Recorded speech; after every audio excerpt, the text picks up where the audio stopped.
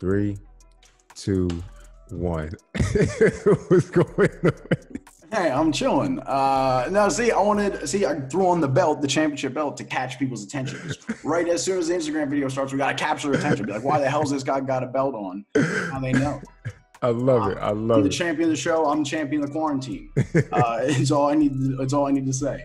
Now we got no reason for it. You have to keep it. Oh, you're supposed to. No, keep we it got on. the bit over it. Got the bit over it. I'm here with my man Jason Peters from the 20. Well, I've met you from the 2100 podcast, but there's a million other things, huh? Yeah, I'm everywhere. Exactly. I'm unavoidable. Exactly. We're gonna get into it, but hold on. Let's first start with that 2100 podcast. We got together. The first question you asked is, "What do you see the world being?"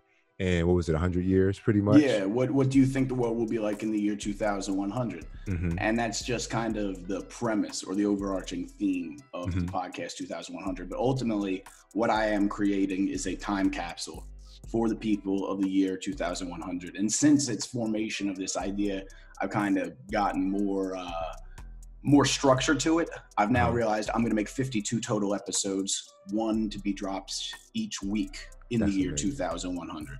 That's amazing. So yeah, that's the so. All right, so where did this idea come? I was like, yo, he had to be baked. Like,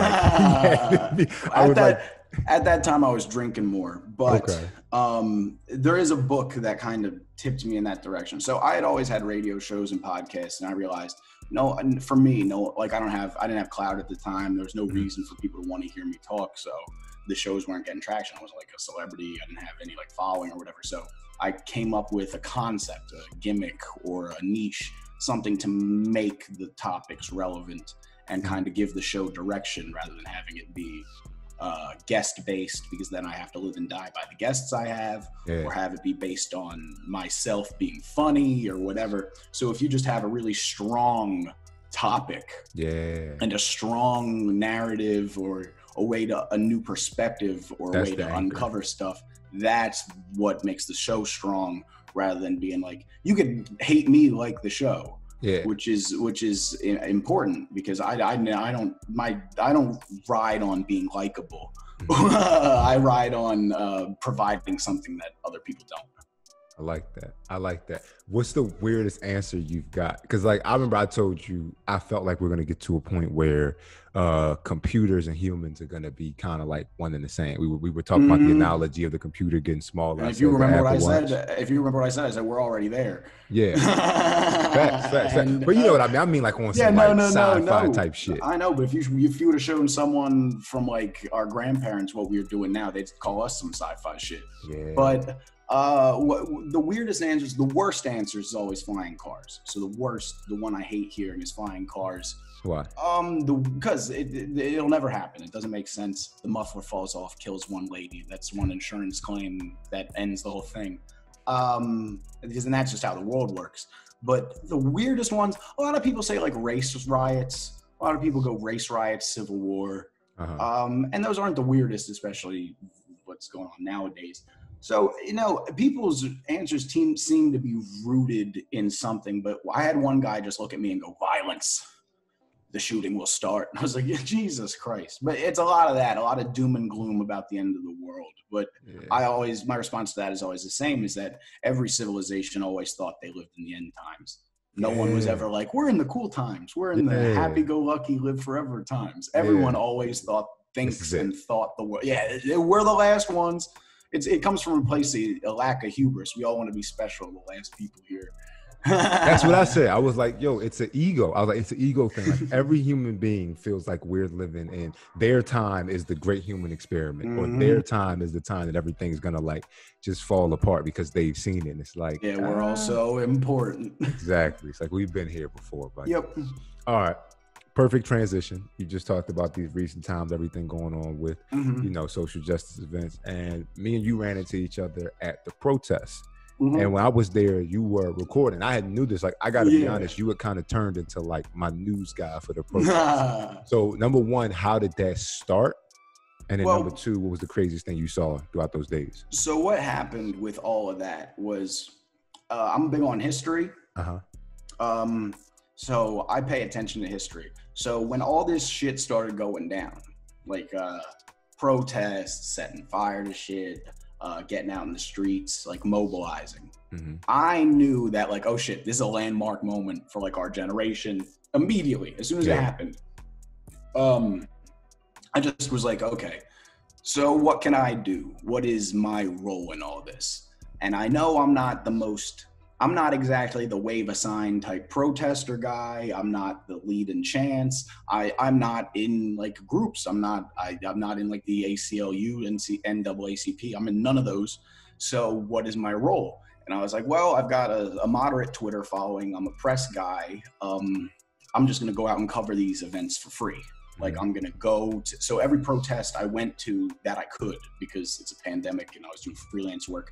So I just decided one day, like I'm seeing jobs that aren't being done. Like I'm seeing people aren't, the news can't tweet out protest times because it will make them look like they're not objective. If you're tweeting out protest times, it makes you look like you are the one who's going. But in my case, I don't care what people think about objectivity and me or my opinions. That's not the point. I don't care. I acknowledge that if you're a journalist, you're going to have an opinion because you're a person. And I don't care about hiding that. So I just get all the information out that I wanted to get out. Didn't worry about how it affected me, and it ended up benefiting in the long run. So I was covering all the protests through the month of like late May through nowadays. I've been covering everyone that I possibly can despite working. And then I've been keeping up with the homeless encampment and doing as many stories as I can for like Philly Weekly. I just wrote my first story for Green Philly on transportation under COVID. I just wrote my first story for the Philadelphia Citizen about a food bank in North Philly. Yeah, and I signed with a YouTube outlet to start doing video stuff. So people just noticed that I was out there. They noticed I wasn't being biased. They noticed I was spitting facts and being honest about things that I know what the public doesn't know, because I'm really tied to the public. A lot of journalists, they live in like a bubble, essentially.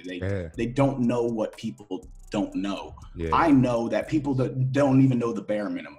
We don't know when protests are. We don't know how they work. A lot of people were just like learning how stuff worked. And you know how I knew that? Because I was just learning how stuff worked. So I admit that like I'm a part of this learning process along with the public that I'm writing to or talking to.